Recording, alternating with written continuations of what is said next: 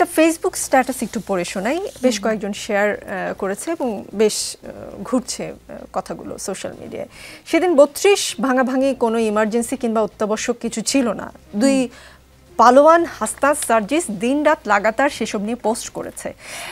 এক একটা পোস্টের রিয়াকশন 100K ছাড়াই যেত। ফলাফল স্বরূপ আমরা দেখলাম কি বিপুল সংখ্যক মব চেইন রিয়াকশন হিসেবে আরও কয়েকদিন অন্যান্য বিষয়েও মববাজি চললো। কিন্তু একটা বাচ্চা 8 বছরের শিশু মৃত্যুর সাথে লড়তেছে, লাইফ সাপোর্ট ওর বাঁচার রেট 2 থেকে 3% ছিল। এই মুহূর্তে ইমার্জেন্সি মেডিকেল বোর্ড গঠন হয়েছে।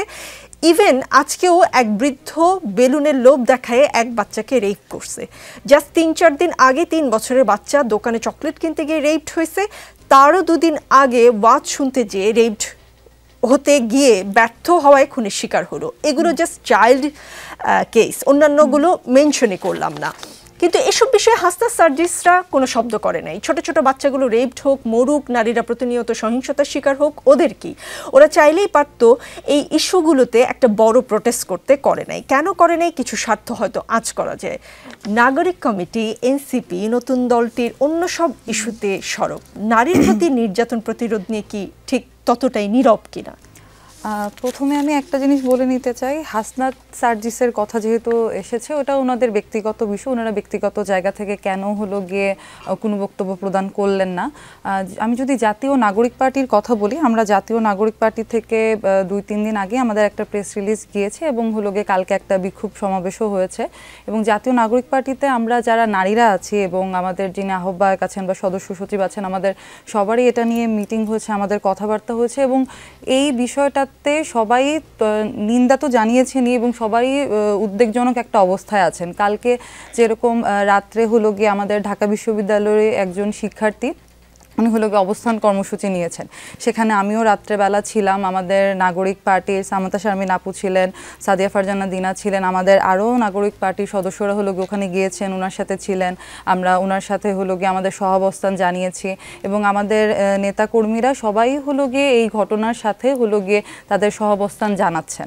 আমরা নাগরিক পার্টি অবশ্যই নারীদের যে নিরাপত্তার যে জায়গাটা, সেটা যে নিরাপত্তাহীনতায় নারীরা ভুগছেন সেটা আমরা উপলব্ধি করতে পারছি এবং আমরা এই ব্যাপারে একদমই হলো গিয়ে নিন্দা তো জানাই। আমরা এরকম না যে নাগরিক পার্টি এই ব্যাপারে কথা বলছে না বা এই ব্যাপারে তারা চিন্তা করছে না।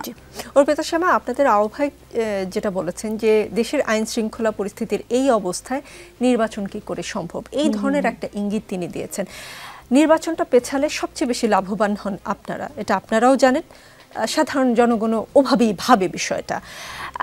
কোনোভাবে কি আপনারা এই ধরনের ঘটনা হলে একটু অন্য ঘটনার চেয়ে নির্বাচন এগিয়ে আসলে যতটা প্রতিরোধী হন, কিন্তু এই ধরনের ঘটনা আইন শৃঙ্খলা ভায়োলেন্স হচ্ছে বা নারী নির্যাতন হচ্ছে, সেসব জায়গায় আপনাদের ভয়েসটা তত বেশি শক্ত হয় না, কারণ নির্বাচনটা পেছালে আপনাদের সুবিধা, সেই কারণে? আমি ব্যক্তিগতভাবে একদমই এরকম মনে করছি না যে হলো গিয়ে নির্বাচনের সাথে এটার হলো গিয়ে কোনো সম্পর্ক আছে, কারণ নির্বাচন একটা ডিফারেন্ট বিষয়। আর এখানে হলো গিয়ে একটা মেয়ের ধর্ষণ হয়েছে, যেখানে একটা মেয়ে হলো গিয়ে, আমি যদি আসিয়ার ঘটনাটাকে নিয়ে আসি, সে তার হলো গিয়ে বাসায় নিরাপদ না। তারপরে হলো গিয়ে চট্টগ্রামেও হলো গিয়ে একটা ঘটনা ঘটেছে, যেখানে মহিলা ওনার স্বামীর সাথে ছিলেন এবং ওনাকে ধর্ষণ করে তারপর ওনার জিহ্বা কেটে দিয়ে রাস্তায় ফেলে রেখে যাওয়া হয়েছে। তো এই ব্যাপারটার সাথে একদমই নির্বাচনের ব্যাপারটা আসলে আসে না। উনি আমাদের আহ্বায়ক যে বিষয়টা বলেছেন, আইন শৃঙ্খলা পরিস্থিতির যে অবনতি হচ্ছে, যে সংস্কারের ব্যাপারটার সাথে নির্বাচনের যে মানে এই সংস্কারটা না করে নির্বাচনটা না করার কথা বলেছেন, কিন্তু মানে এটা হলো গিয়ে এই নারীদের এই নিরাপত্তার বিষয়টাকে আমরা যদি নির্বাচনের সাথে জড়িয়ে ফেলি তাহলে এটা একদমই হয় না এবং আমরা এটাকে জড়াচ্ছিও না।